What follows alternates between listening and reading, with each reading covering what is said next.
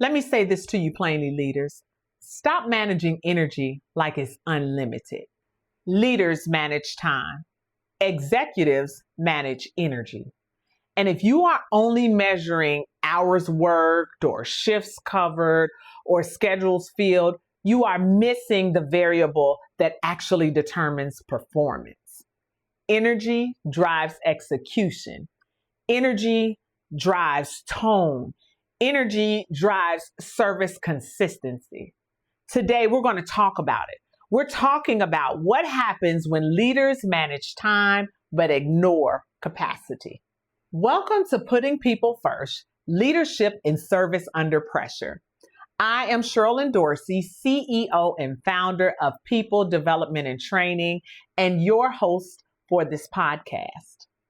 Here, we focus on practical leadership and service strategies for healthcare and hospitality leaders navigating real pressure, real people, and real expectations.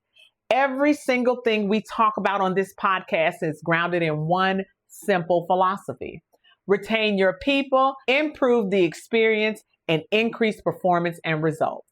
Let's get started. So let's talk about time versus energy. And I want to put this very practically for you, right? So we have two teams and they can work the same number of hours. We have one team that delivers warm, consistent service, right? The other delivers mechanical, transactional service. The difference is not time. The difference in that scenario is simply energy. Energy is affected by the emotional load, the conflict, exposure, what it is they're exposed to, the volume intensity, right? The leadership tone, and on and on. But if leaders normalize depletion, performance begins to thin.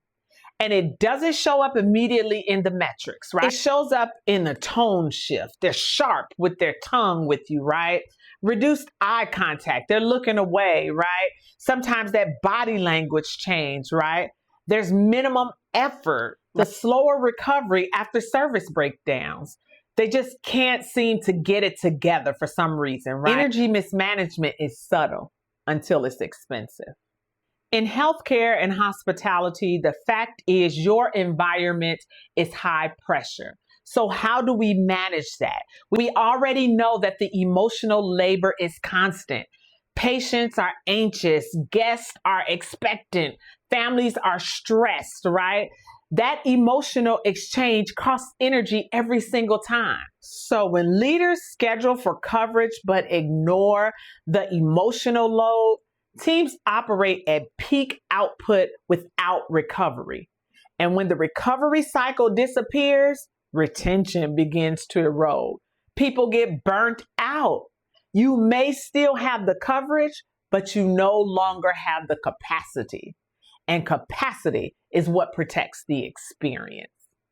So let's talk about executive recalibration. I want you to ask yourself, where have we normalized exhaustion? Where are supervisors absorbing strain without support? Where are we scheduling to minimum thresholds without any buffer?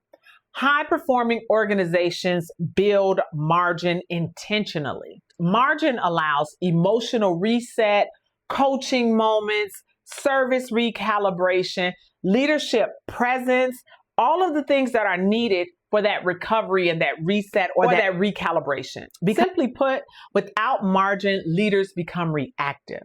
Reactive leadership spreads tension, and tension spreads to service. So in closing, if you want stronger retention, stronger morale, stronger execution, manage the energy, not just the hours. Time tells you what was scheduled, but energy tells you what has sustained. Leadership under pressure requires recalibration. I'll see you next week. Bye-bye.